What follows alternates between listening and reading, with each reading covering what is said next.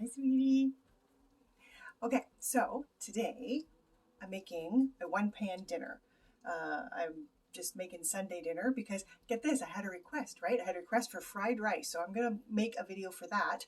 I'll make the video tomorrow. I don't know when it'll actually get posted. Anyway, um, so I'm making a roast today specifically so that I can make rice tomorrow because I don't generally use fresh stuff. I don't ever think, oh, I'm going to make fried rice tonight. I make fried rice because I have the leftovers. So tonight I'm making sure I have leftovers and I'm making a one pot dinner. I've always called it just kind of like Sunday dinner roast because it's actually Sunday and it's a beautiful day out today. The sun is shining and I'm in a good mood. And I thought, hey, I'm going to make a video with this too. And there we go. So we're going to make a one pot dinner because why not, right? All the flavors get all put in together and it tastes fantastic. There's less dishes to do. And what's better than that, right? Easy. So that's what I'm going to do. I'm going to get right there. So here we have a nice little pork roast. You want to make sure that you put the fat side up on a roast because as it cooks, all that juice from the fat goes into the meat. If you put it the other way around, it's going to get sloppy and goopy and your meat's going to be dry and really tough. So you put the fat on the top so everything stays all nice. And then you get that nice crispy coating on there too. That, you know, every now and then is a little bit of that tastes really yummy. But you want to season it like anything else because it's still got to taste good, right? Salt and pepper, because salt and pepper goes on everything. Those are your basic spices. Salt and pepper. And I always love these one pot dinners because they're so easy. And I see so many of them lately and they all include pasta. And as much as I like pasta, I like a one pot dinner like this because this has been my favorite meal ever since I was a kid. Meat and potatoes and gravy. I am my father's daughter. So, what I like on pork is I've got a little bit of Montreal steak spice because I just think that is just a nice blend. You can put whatever you want in there. You could put garlic. You could put whatever spice mixes you like, any kind of herb rubs, Cajun, barbecue. You could do nothing. You could just do salt and pepper, but I highly recommend salt and pepper on everything because that's what I do. So that's probably about good. It doesn't look like much on camera, but there's a lot on it here. I assure you. And then we put our veggies around. Now for a roast this size, that's probably about 3 pounds. So realistically, it said the rule of thumb is 15 to 20 minutes per pound at 350. I'm going to do it more than that because it's pork and you want to make sure that that sucker is cooked. Pork is not something you want to mess around with. So for things like that, I always add half an hour for good luck too. So this should be about an hour, but I'm going to add that extra hour, half an hour. So we're going to do an hour and a half on this at 350. So for that, you know you're going to have time for some onions. The vegetables that you put in for a roast like this, you want to use stuff that are going to be hearty enough to hold up to that long of a cooking time. Like you're not going to want to put broccoli in here right now because broccoli is going to turn to like dried out mush. So I find root vegetables are really good. So I have an assortment. I didn't even show you my little assortment. Look at that. I had it all nice and pretty on there.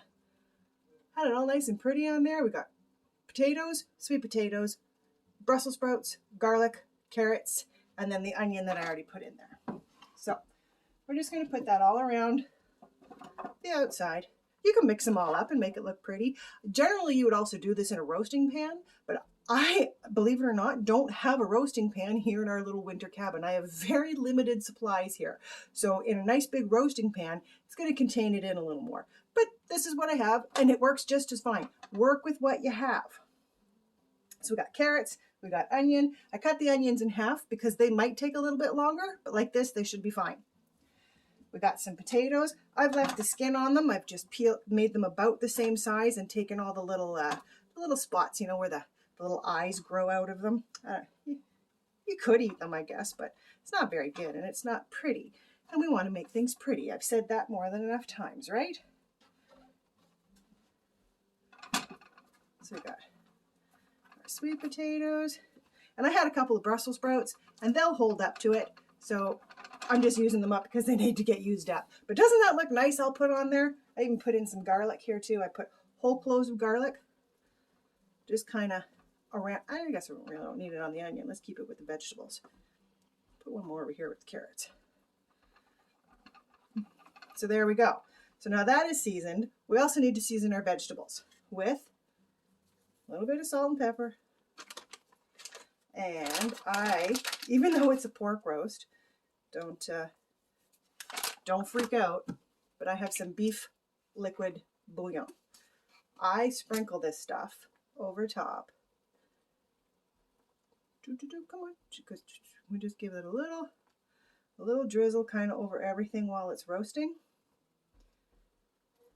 And that adds super extra flavor into what you're roasting. But in the end, it's going to make the gravy really nice too. Because pork roast doesn't really ever get too dark. So I'm adding that in just to make it a little darker because that's the way I like it. And it gives more taste too. Pork can be kind of bland. That's why we season it. I also like a little bit of parsley. Just because it looks pretty. I say that every time. I guess it makes me happy. A little bit of parsley. And then you're going to put water. You don't want to wash everything off that you just put on there too. So we're just going to pour a little bit on that side and a little bit over on this side. And you want enough to come up about an inch, just not even an inch, no, about half an inch up the side of the meat. And because it's a big pan like this, wide pan, if you're using a wide pan, you're going to want to check your water levels often because it's going to dry up a lot faster than in the smaller deep was the word I was looking for. If you have a deeper pan, it doesn't evaporate as much. There we go. There's the technical terms. So that's it. Dinner's made. All you got to do now is I would put some tin foil over this, pop it in the oven. Actually, I even have my tin foil. Let's do it. We'll pop it in the oven and I'll show you. That's it. Dinner's made. I'm going to go outside now because it's so beautiful. It is a beautiful, I'm going to say spring day, even though it's not officially spring yet, but it is a beautiful spring day out there. And I'm going to have dinner cooking while I go outside and enjoy it. And then I can come into a beautiful roast all ready to go. So that goes into the oven and we'll show you what it looks like when it comes out.